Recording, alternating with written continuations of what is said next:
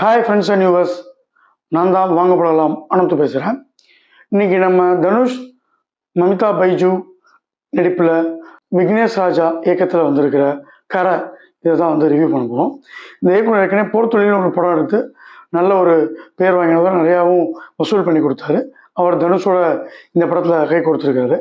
போர்த்தொழில் மாதிரி இந்த படமும் 1990s, அதாவது ஒரு பழைய பேக்ட்ராப்பில் திருவெரும்பூரில் நடக்குது.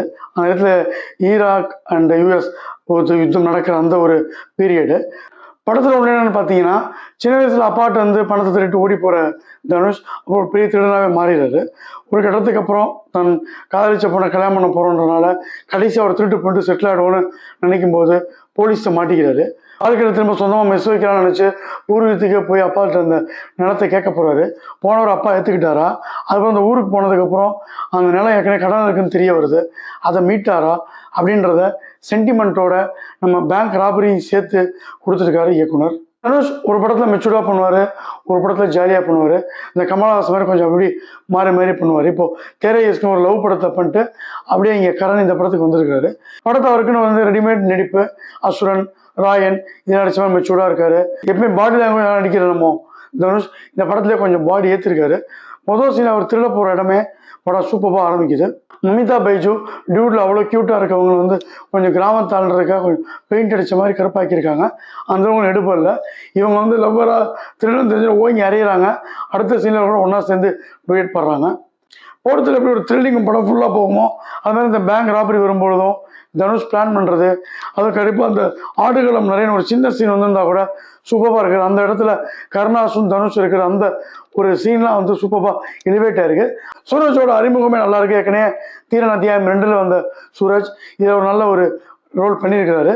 இவருக்கும் தனுஷ்குமார் அந்த ஈகோ கேரக்டரை தொடர்ந்து அதுக்குள்ளே ட்ராவல் பண்ணாமல் இன்டர்வலுக்கு அப்புறம் வந்து அதை அழகாக திரைக்கு இதில் சேர்த்துருக்காங்க.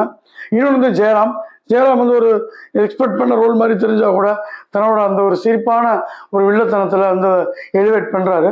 படத்தில் ரீரெக்கார்டிங் நல்லா இருக்கு. பாட்டெல்லாம் எங்கேயுமே எதுவுமே சொல்கிற மாதிரி இல்லை. உங்களோட ப்ரொடியூசருக்கும் டேரக்டருக்கும் சண்டையா இல்லை தனுஷ் பாதையில் விட்டுட்டு போயிட்டாரான்னு தெரில. சுத்தமாக ஓப்பனிங்கே இல்லை. ஒரு தனுஷ் வந்து நீங்கள் நல்ல ஒரு லீடிங் ஆக்டர், அவருக்கு வந்து ஓப்பனிங் இல்லாமல் இருக்குது. படம் வருது நிறைய பேருக்கு தெரில. முக்கியமான விஷயம் படத்தோட டைட்டில் கரை நரன் ஏதோ ஒரு டைட்டில் வச்சுருக்காங்க. ப்ரோமாக்கு ஏற்ற மாதிரி ஒரு பாடல்கள் நல்லா போட்டிருக்கலாம்.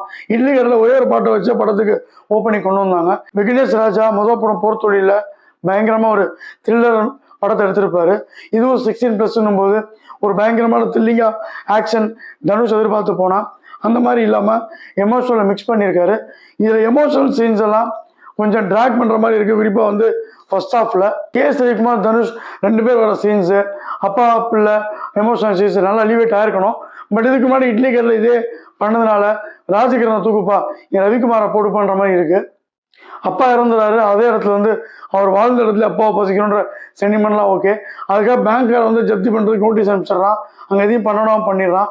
அதுக்காக ரொம்ப கௌரவமாக போதிக்க வேண்டிய அப்பா இன்னும் கௌரவமாக பண்ணுறேன்னு சொல்லிட்டு அவரை கொண்டு போய் அனாதை படம் ஒரு வாரம் இருக்கிறது. அந்த ஒரு வாரம் இவர் வந்து போய் வந்து கொள்ளடிக்கிறதுக்கு தேடுறதெல்லாம் கொஞ்சம் எமோஷனலாக நினச்சா கூட சினிமேட்டிக்காகவும் ஒத்துறாமே இருக்குது. லோக்கலாக வீட்டில் திருடுற தனுஷ்க்கு பேங்க்கில் இருக்கிற அந்த லாக்கர் அவ்வளோ இனமாக இருக்கும்னு தெரியாத விஷயம் நல்லா பண்ணியிருக்காங்க. அதை ஓங்கி அடித்து அவ்வளோ திறக்க முடியல.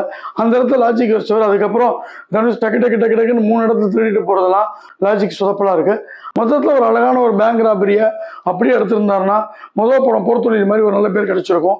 இதில் வந்து விவசாய கடன், பேங்க்கில் வந்து ரொம்ப வந்து எந்த சார்ஜஸும் சொல்கிறது இல்லை, பணத்தை வந்து பறிக்கிறாங்க, டிராக்டர் வந்து பிடிங்கிட்டு போயிடறாங்கன்ற விஷயத்த ஏற்கனவே பல படங்களில் புளிச்சு போன அந்த ஒரு விவசாய டெம்ப்ளேட்டை தூக்கி ஒரு உட்கார வச்சதும், எமோஷன்ன்ற பேரில் ரவிக்குமார் சாகிறது படுக்கிறது பணமாக உட்கார வச்சது, பெருசாக எமோஷன் வர வேண்டிய இடத்துல ஒரு மெல்லோ ட்ராமா மாதிரி ஒரு சலிக்கிற மாதிரி போனதும் படத்துக்கு வந்து மைனஸு. முக்கியமாக முதல் பாதி இவ்வளோ ஸ்லோவாக இல்லாமல் விறுவிறுப்பாக கொண்டு போயிருக்கலாம். ஆடுகளை நிறைய வர சீனு, நம்ம சூரஜுக்கும் தனுஷ்குமான கிளைமேக்ஸ் இதெல்லாம் கொஞ்சம் நல்லா இருந்தால் கூட அங்கங்கே பிக்சர் படத்தில் போது இவ்வளோ ஒரு மெதுவாக ஒரு பேங்க் ராபரியாக பண்ணவே முடியாது. பொறுமையாக நான் வெளில போய் டீ சாப்பிட்டு பாப்கார்ன் சாப்பிட்டு டிஃபனே சாப்பிட்டு வந்தால் கூட நம்ம தனுஷ் ஏதோ பிளான் பண்ணி கொள்ளடிச்சிட்டே இருக்காப்புல. அதனால் நமக்கு பெரிய அளவு ரசிக்க வேண்டிய படம் நம்மளை வந்து பேக் அடிக்க வச்சிருது. இருந்தாலும் ஒரு கமர்ஷியல் எதிர்பார்த்தோ, ஒரு ஃபாஸ்ட் ஆக்ஷன் த்ரில்லர் எதிர்பார்த்தோ, ஒரு பேங்க் ராபரி மாதிரி எதிர்பார்த்தோ போனால் நம்ம வந்து ஏமாற்றமே மிஞ்சுது. இன்னும் நல்லா எடுத்துருக்கலாம். வாங்க போகலாம். பஞ்ச் லைன் கரை, எமோஷனை குறை, 2.5 ஸ்டார் ரேட்டிங். இந்த ரிவ்யூ பிடிச்சிருந்தா லைக் பண்ணுங்கள், ஷேர் பண்ணுங்கள். வாங்க போகலாம் சேனல் பிடிச்சிருந்தா மறக்காமல் சப்ஸ்கிரைப் பண்ணுங்கள். நன்றி, வணக்கம், பாய்.